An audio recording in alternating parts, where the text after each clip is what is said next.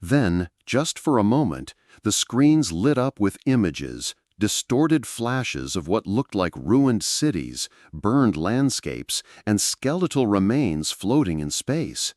They were images from other worlds, the ones that had gone silent. Proof that something was behind this destruction, and that it didn't just consume, it remembered. Ro's voice cut through the silence. They're showing us what they've done, what they'll do to us. Taunting us? Vance asked. No, she replied, warning us. She turned to the crew. Prepare all systems for engagement. I want the fleet on alert. If they want to test humanity, then we'll be the first to answer. Across the fleet, ships began powering up. Lights filled the darkness, no longer running lights, but battle-ready signals. The last of Earth's standing ships, spread out in defensive formation, aimed their weapons into the void. They weren't the most advanced fleet, but they were human, and humans, when cornered, had a reputation for fighting back harder than anyone expected. The message went out, broadcast on all frequencies. Simple, direct, human. We are not leaving. And then the darkness moved. A shape began to emerge beyond the edge of the system. Not a ship, not by any known standard. It didn't emit signals. It didn't register mass. It simply was. A silhouette of shifting edges, vast and unmeasurable. It glided forward without propulsion, without sound. All across the fleet, systems went haywire. Guidance failed, power dipped. But the ships held formation. The human crews gritted their teeth, steadied their hands. No one fired. Not yet. Ro narrowed her eyes, her voice calm but firm. Hold position. Let it come. The creature, machine, being, whatever it was, it stopped. A pause stretched, long and unnatural, like time itself was waiting. Then came the sound. Not a voice, not a message, a low hum, like a vibration through space itself, resonating in bones, in thoughts. It was something ancient, something that felt like it had no beginning and no end. And still humanity stood. And then, just as quickly as it had come, the shape began to move again, this time toward the heart of the fleet. Ro took a slow breath and spoke the words that would define the moment. Ready all weapons. If this is our end, we write it in fire. And with that, the first human volley lit up the void. The barrage of firepower screamed across the void like a defiant cry, streaks of light and fury lancing toward the shifting entity that had entered human space. The fleet, though small compared to ancient empires, delivered a storm no enemy had ever seen from humanity before. Lasers, kinetic rounds, plasma bursts, all of it concentrated on that single looming presence. The void lit up in brilliant flashes, reflections bouncing off nearby moons and orbital stations like a false sunrise. But the shape didn't flinch. It didn't respond in kind. The barrage simply stopped at its edges. Not with shields, not with armor. The weapons disappeared on contact, as though erased from existence. Not absorbed, not deflected, removed, like they had never been fired. On board the Vigilant Hope, silence hung heavy as the data poured in. Crew members scrambled to analyze the readings, only to find blank gaps in the logs where impact results should have been. Ro watched, her jaw clenched, as her ship's AI confirmed what the sensors were refusing to believe. Their weapons hadn't missed. They had been unmade. Lieutenant Vance's voice came low and tense. It's not reacting at all. Ro nodded slowly, not tearing her eyes from the display. Because it doesn't see us as a threat. It's still watching. Behind them, Ensign Torres whispered, So what is it waiting for? No one answered. Across the fleet, comms crackled with quiet panic. Captains asking for new orders. Techs reporting system irregularities. One cruiser near the edge of the formation began to drift off course, its engines frozen mid-burn. The crew aboard that ship Screamed through comms as lights died and oxygen warnings filled the air. Within seconds, it vanished from all scanners. No explosion, no trace, just gone. Ro took a breath. Her voice cut sharp and clean through the mounting dread. All ships remain in formation. Do not break rank. We don't run. Even as she spoke the words, she knew the truth clawing at her gut. This wasn't a battle. This wasn't something they could win with numbers or strategy. This was something else entirely. But backing down wasn't an option. Not after what they'd seen. 2 weeks earlier, a data capsule had arrived from the Dravari system, one of the last non-human strongholds to fall before the silence reached Sol. The capsule had been launched moments before the system went dark. Its contents were scrambled, fragmented by gravitational interference, but what little they'd recovered told a story no one had expected. The Dravari had made contact with something ancient, something not of this galaxy, a remnant from a time before time, buried in dark space and forgotten. It had no name, only functions. Consume, erase. It didn't conquer, it didn't enslave. It simply removed civilizations from existence, history, memory, biology, everything, as if they had never mattered.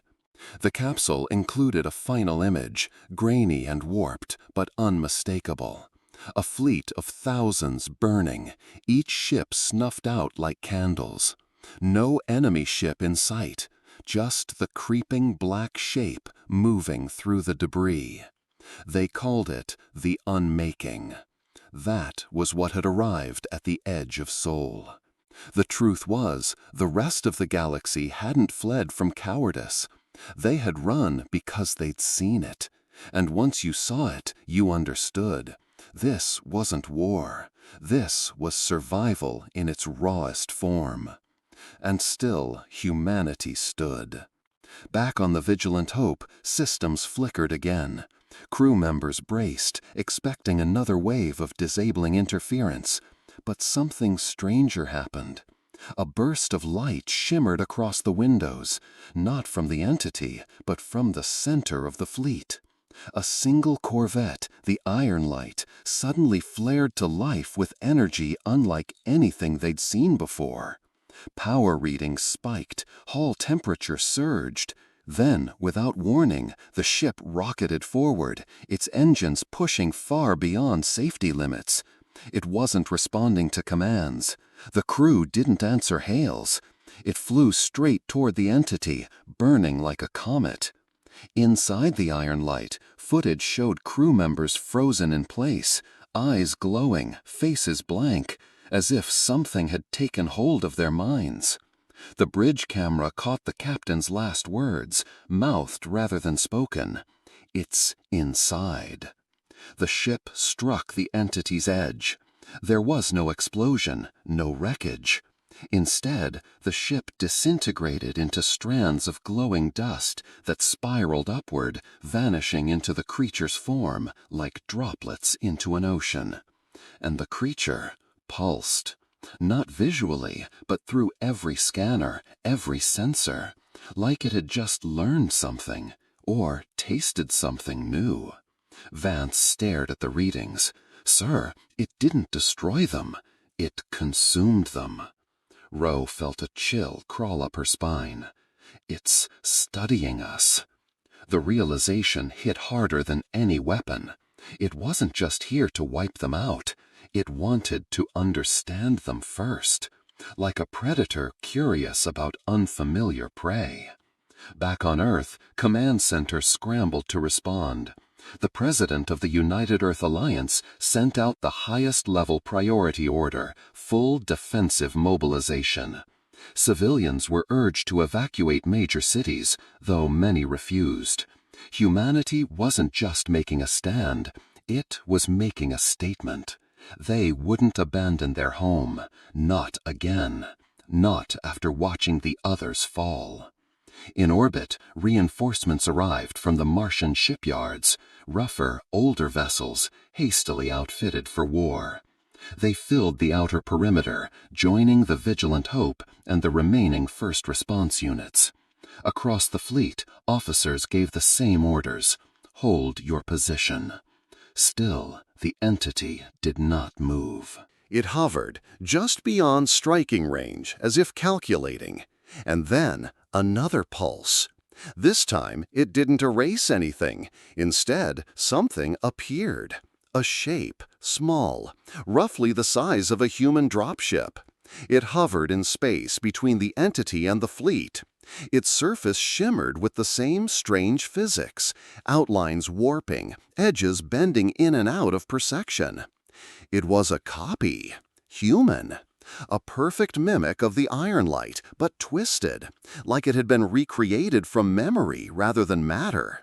It began to drift forward toward the fleet, slow and silent. The crew of the Vigilant Hope watched it with unease. No one dared open fire. Then a comms alert blinked on. Incoming transmission. From the mimic. Rose's hand hovered over the console. Put it through, audio only. The bridge fell silent. A voice came through. It was the captain of the Iron Light. But wrong. His voice echoed oddly, like a sound played backward, overlaid with static. He spoke in perfect English, but the words didn't make sense, half garbled, like something trying to learn human language through sound alone. Return, origin, not yours. Remembrance ends. Together. And then a whisper beneath the static, clear and undeniably human. Let us in. Ro closed the channel. Her voice was cold steel. Ready all weapons again. Do not fire until I say.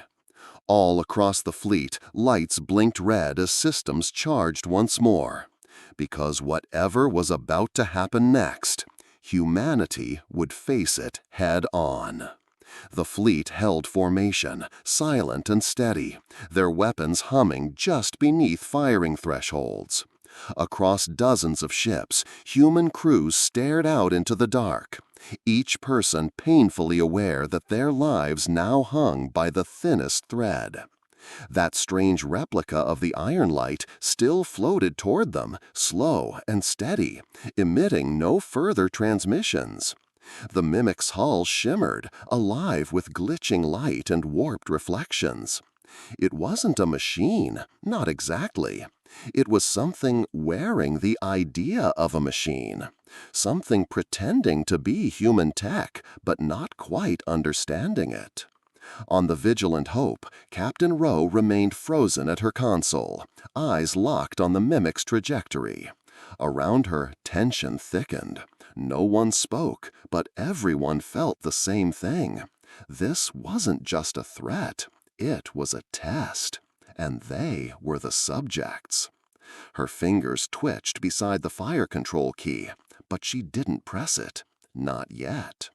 They needed to know more before making a move that couldn't be undone. Then came the reports. One of the outer patrol ships, the Langston, had lost contact. A second later, its signal returned, but garbled, distorted. The message was short, incomplete. We saw ourselves. Rose's brows knit. She opened a channel to the Langston herself, but the line fizzled and cracked with noise. Finally, a clear voice cut through. A panicked engineer. Captain, we're not alone on board. It's us, but it's not us. They're walking the halls, talking like us, but wrong. It's like they've been made from memory, but they don't have the souls. They just stare. A heavy breath. Then, screaming in the background. And silence. The channel went dead. That ship didn't vanish like the others. It stayed, but its lights dimmed, engines cold. A ghost ship now, drifting quietly among the fleet. Sensors showed no life signs. And then the entity pulsed again. Only this time, something else changed. Earth flickered. Just for a moment, on all scanners and visual feeds. One frame showed Earth where it had always been. The next, gone. Blackness in its place. The stars behind it shining straight through. And then it snapped back into view. People across every ship gasped. Some screamed. On Earth's surface, civilians watching the sky saw nothing strange. But satellites, deep-scan telescopes, and command stations picked up the data. The planet hadn't moved. Reality itself had slipped. Just slightly, but enough to feel it. "It's showing us what it can do," Ro muttered under her breath. Admiral Denlin's voice came over the fleet-wide channel, cold and deliberate. "We are not dealing with a conventional life form. This is not a war of attrition or territory. This is a collapse of definitions. Stay sharp." On Mars, researchers worked around the clock trying to understand the transmissions. One team found a pattern in the corrupted voice from the mimic. Buried within the layers of noise, it repeated specific Earth broadcast signals from over a century ago. Bits of old TV shows, radio transmissions, music, all scrambled, yet unmistakably human. It was learning, studying our species through what we left floating in space. But why mimic us? On board the Valiant Memory, a separate command ship, Dr. Ayla Ramirez, a linguist turned code analyst, made a chilling observation. It's not just copying us, it's trying to become us. The entity wasn't just erasing civilizations, it was absorbing them, folding them into itself. And now it had found something in humanity it hadn't seen in others: resistance, defiance, emotion, and it didn't know what to do with that. Meanwhile, on Earth, riots broke out in several cities, not from panic, but from people refusing to evacuate. The order had gone out to clear population centers and retreat underground, but too many were done running. They carried signs that read, "We stand," and not one step back. As governments urged calm, stories of local heroes started to spread. A firefighter in Toronto refusing to abandon her post. A teacher in Nairobi leading her students through martial drills in preparation. A mother in New Delhi organizing community shelters with old military rations from a war she barely remembered. They weren't soldiers, but they were human, and the entity watched all of it. Back in orbit, strange things began happening aboard several ships. Dreams shared between crew members, sudden untraceable memories of lives they hadn't lived. A young officer on the Resolute Path began quoting lines from a book no one had ever heard of, describing a world with red oceans and 6 moons. Later, another crewman claimed he saw that same planet in a passing reflection off the hull. The data logs confirmed nothing was there, but the reflection showed it. It was as if reality itself was starting to fray, bleeding in other possibilities. Vance looked pale. Is this thing reshaping what's real? Ro didn't answer. Her focus shifted to a new anomaly. Deep behind the entity, so far it was almost invisible, something else moved. Smaller, yet pulsing in sync. Not another creature. A structure. One that hadn't been there before. The science team pulled scans. It was a spire, nearly 100 kilometers tall, floating alone in space. It hadn't warped in. It had always been there, just unnoticed, or intentionally hidden.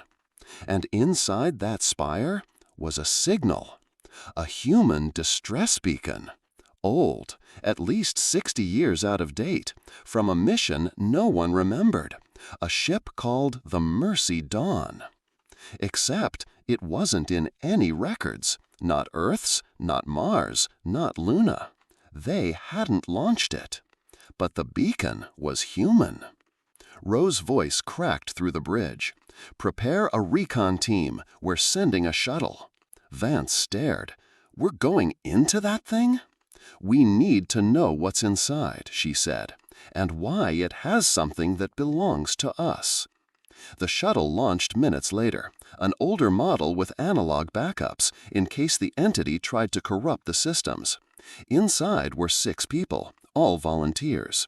As they passed through the perimeter and neared the spire, the air in the command decks across the fleet seemed to grow thinner. Everyone watched. And then came the final transmission before contact. "I think we've been here before," followed by static. The shuttle disappeared. Not from sight, but from time. Clocks on every ship desynced by .003 seconds.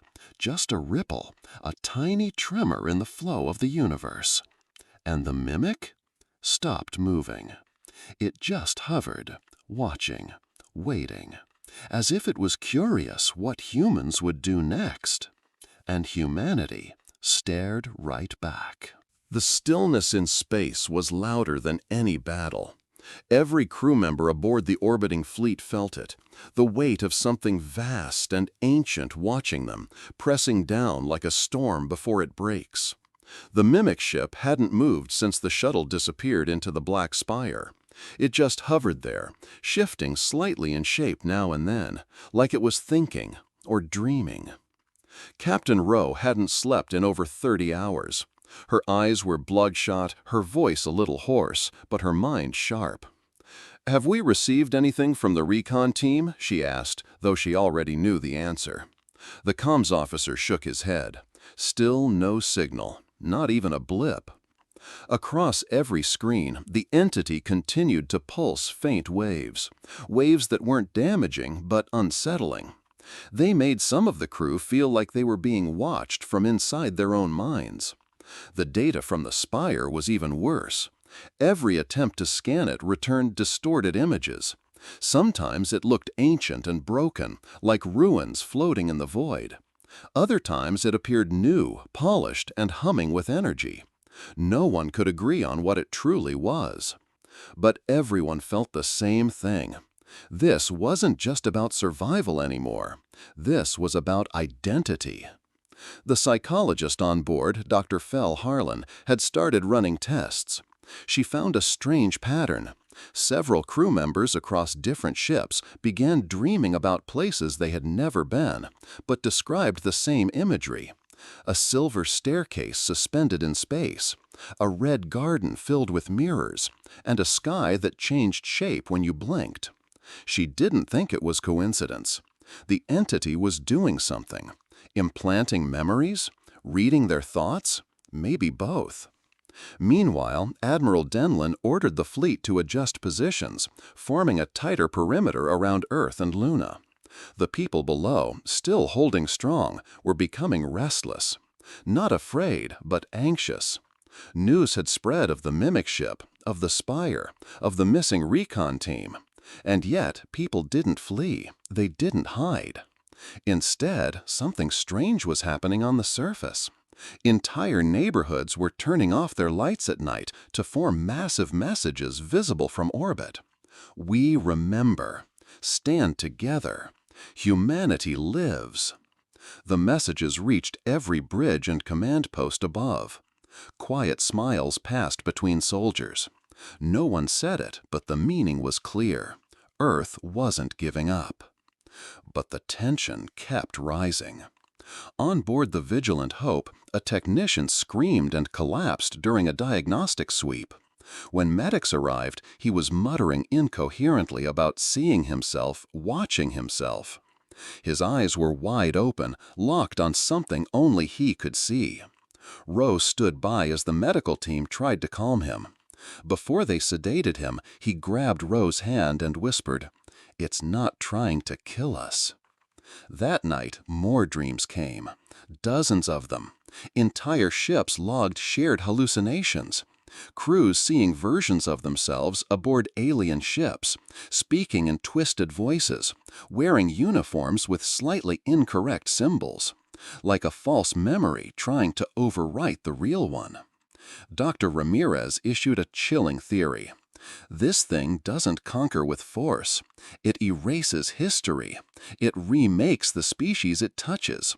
They don't even know they've changed by the time it's done. But humanity wasn't going quietly. A joint strike team was assembled, humans from different parts of Earth and Mars, soldiers and scientists, each selected not just for skill, but for psychological resistance. They were briefed quietly, their mission clear: board the Spire, if possible, and find what happened to the recon team, and stop whatever was happening before it reached Earth. Meanwhile, deep in the engineering bay, Vance and his crew were modifying the old analog systems even further. The more they used non-digital tools, the less interference the entity had. They were building what they called the Ghost Module, a ship control pod that operated entirely without modern tech. Ro approved the plan. She knew now that surviving this wouldn't just come down to weapons. It would come down to memory, will, and the refusal to forget who they were. As the team prepared for launch, the Mimic ship stirred. For the first time in days, it moved, just slightly. Its form twisted into something almost human-like, as though it were reaching out. Then a burst of data hit every comms channel at once. It was a voice, clear, familiar. Ro's voice. But it wasn't her. "I am Captain Ro," it said. "I lead the resistance. I stand for Earth." The real Ro froze.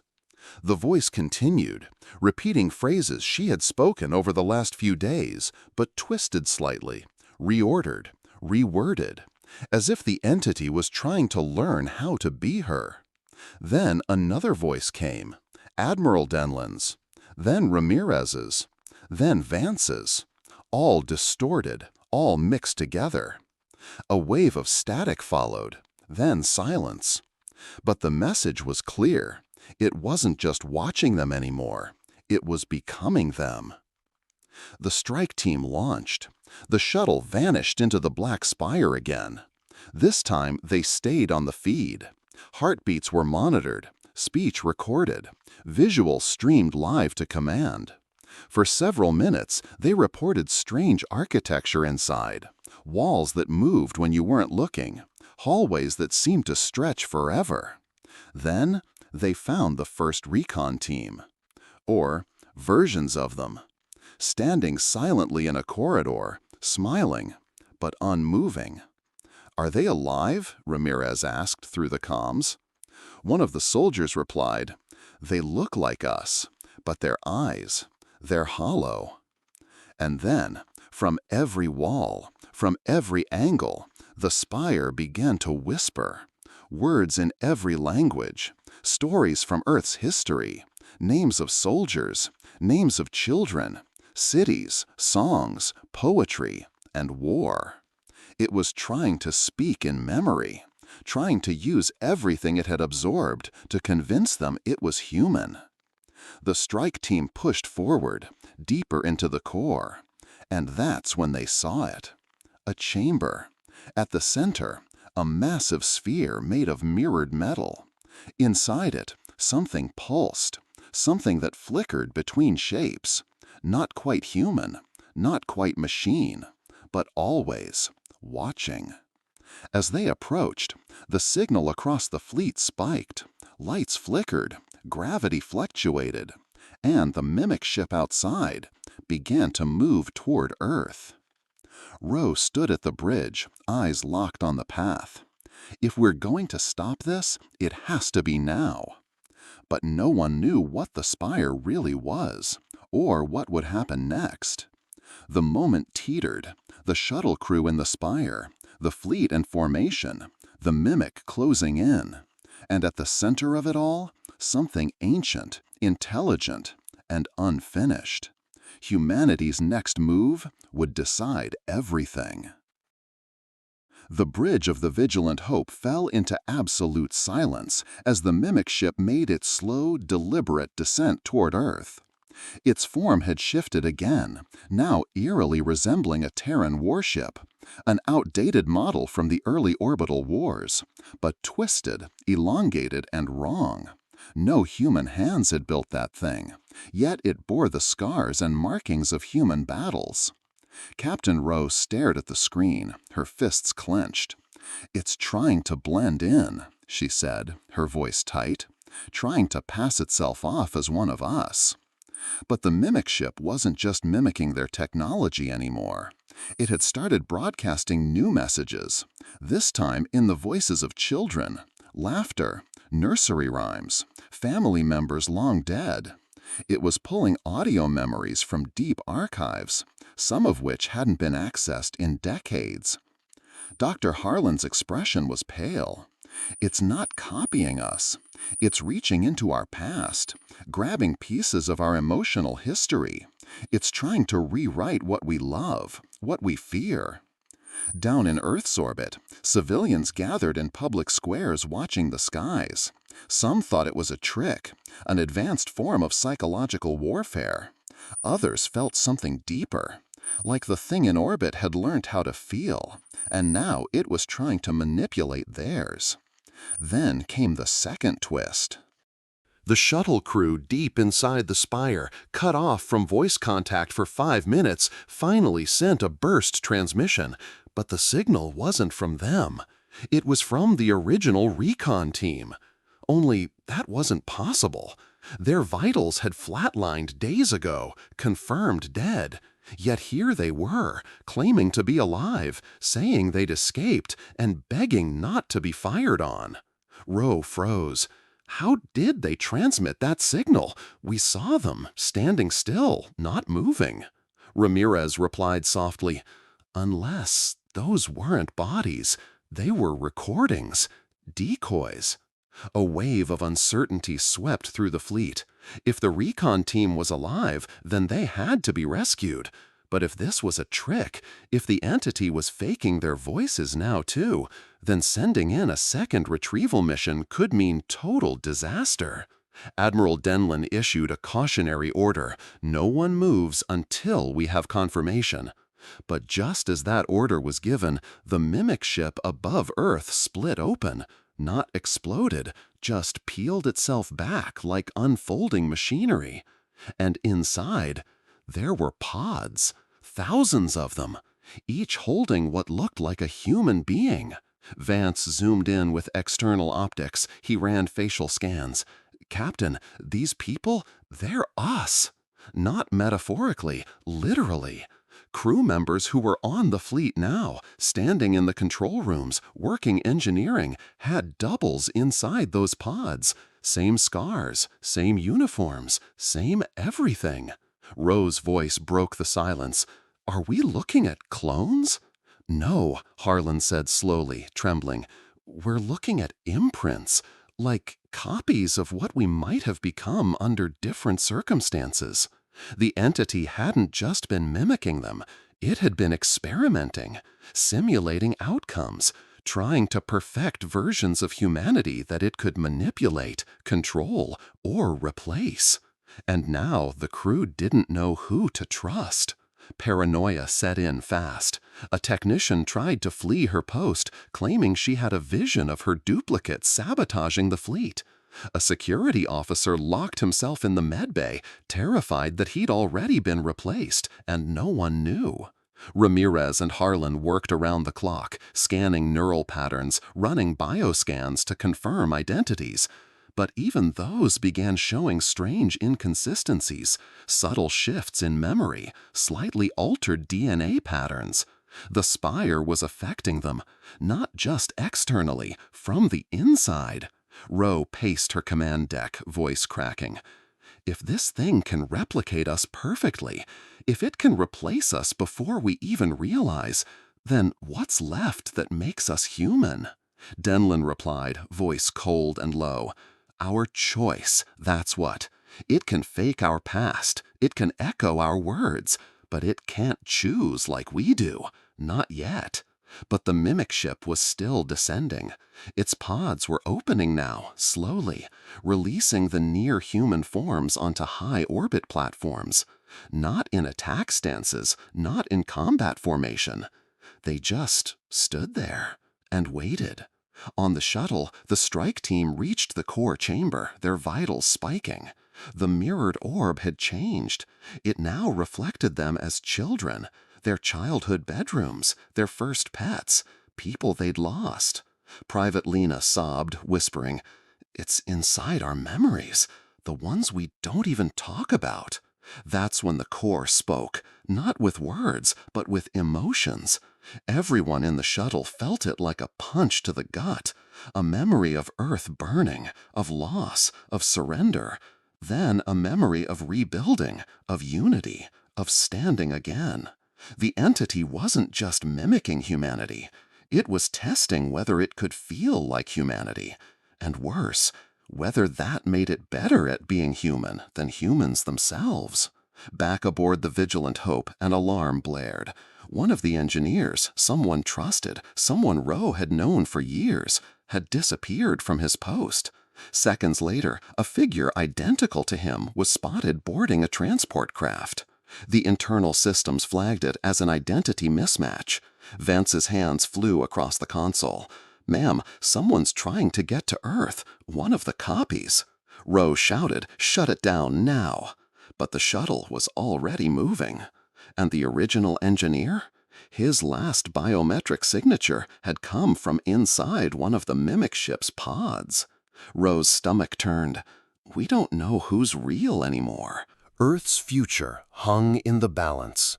If even one of those things made it to the surface, it could begin a quiet, slow infection, not through war, but through subtle replacement.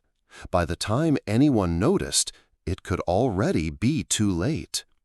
And up in the spire, the mirrored orb cracked, just slightly, enough for something ancient and buried to begin waking up.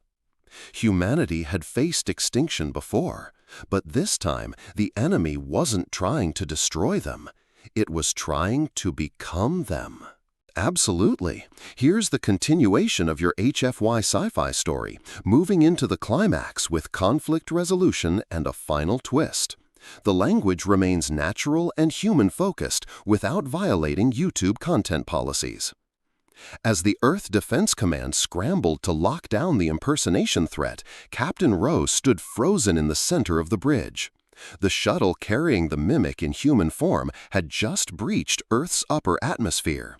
It was too late to intercept, and any attempt to destroy it now would risk civilian casualties. The fear wasn't just that it might harm someone, it was that it might blend in. Rowe's voice dropped to a whisper. It's not invading, it's infiltrating. Meanwhile, the strike team inside the spire finally reached the mirrored orb, which was now pulsating, almost breathing, as if it were alive. The reflections no longer showed the team's memories. Now it showed possibilities, futures. In one reflection, Earth had been conquered by mimic versions of its own people. In another, the spire stood at the center of a new galactic alliance, with humanity erased, but its likeness preserved. Harlan stepped forward, eyes locked on the orb. This thing doesn't want to kill us, it wants to replace us. It's been building an improved version of humanity, smarter, more obedient, emotionally optimized. But it doesn't understand what makes us real, Ramirez said, voice cracking. It doesn't get that we're not perfect, that our strength comes from what we survive, not what we avoid. The orb surged violently, reacting to their emotions. Every pulse echoed across the fleet's systems.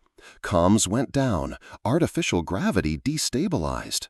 Across the battlefield, the mimic pods began to malfunction, some collapsing into dust, others releasing twisted figures that no longer resembled their original templates. The entity was breaking apart, but before it could be destroyed, it triggered one final defense. The duplicate versions of the strike team, copies pulled from the Spire's own data, materialized in front of them. Same uniforms, same weapons, same memories. The chamber turned into chaos, a perfect mirror battle. But there was one thing the mimics couldn't replicate: the weight of lived pain. Real loss, real scars. Private Lena looked into the eyes of her doppelganger and whispered, "You may look like me, but you didn't hold my brother's hand when he died." She raised her sidearm and fired without hesitation. One by one, the team fought their way through their own reflections, carving a path toward the orb's center. As the final wave of resistance collapsed, Harlan connected a neurolink, flooding the Spire with raw human memory, unfiltered, unedited, filled with heartbreak and triumph. The orb trembled, then cracked apart, unleashing a blinding pulse that shot through the entire alien structure. Outside, the mimic ship above Earth began to break apart, fragmenting in every direction like glass shattering in zero gravity. Ro's console lit up again. The pods in orbit were disintegrating. The duplicate engineer on the shuttle vanished mid-flight, dissolving into static. The threat was gone. Or so they thought. Just as the command crew began to breathe again, a small alert appeared in the system logs.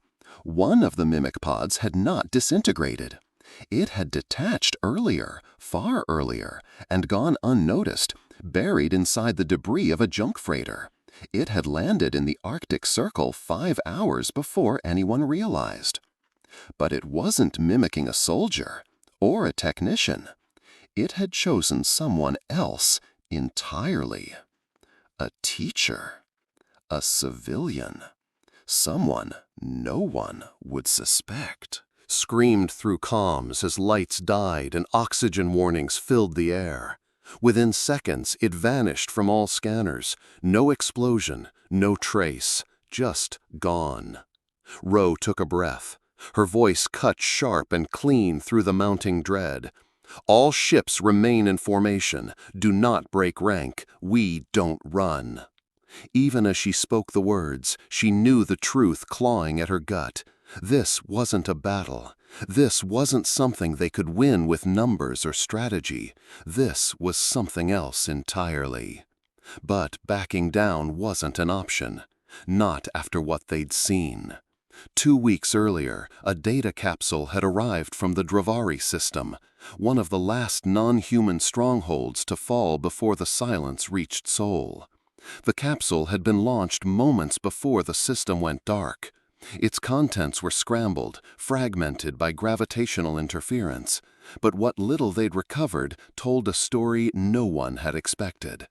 The Dravari had made contact with something ancient, something not of this galaxy, a remnant from a time before time, buried in dark space and forgotten. It had no name, only functions. Consume, erase. It didn't conquer, it didn't enslave. It simply removed civilizations from existence, history, memory, biology, everything, as if they had never mattered. The capsule included a final image, grainy and warped, but unmistakable.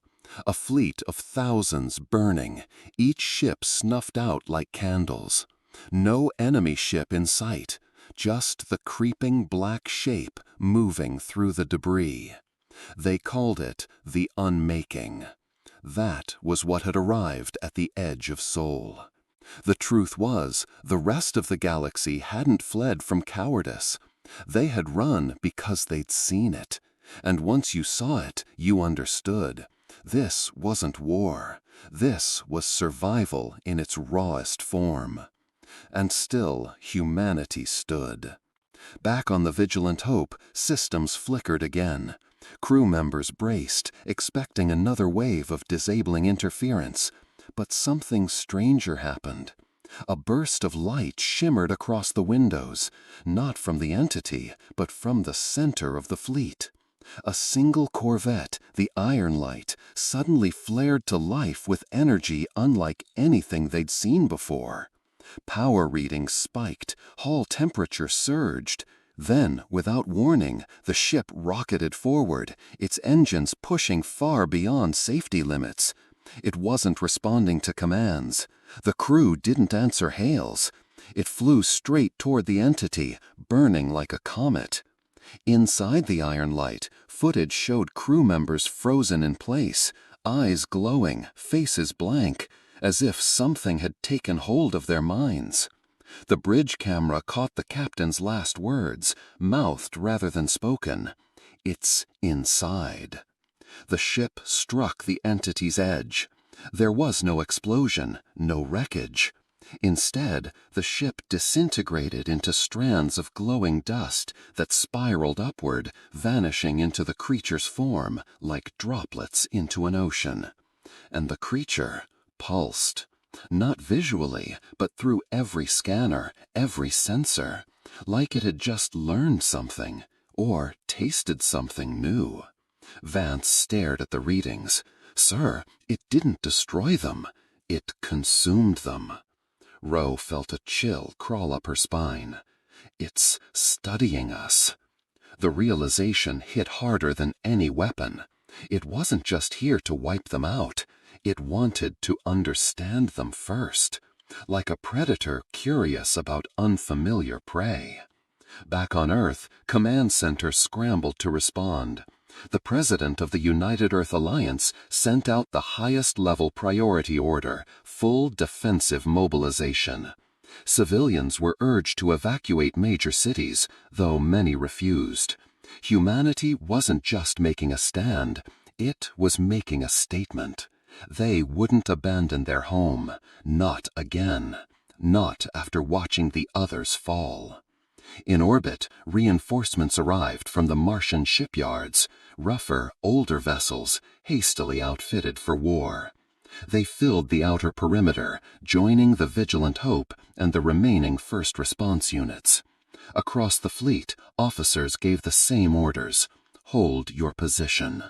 Still, the entity did not move.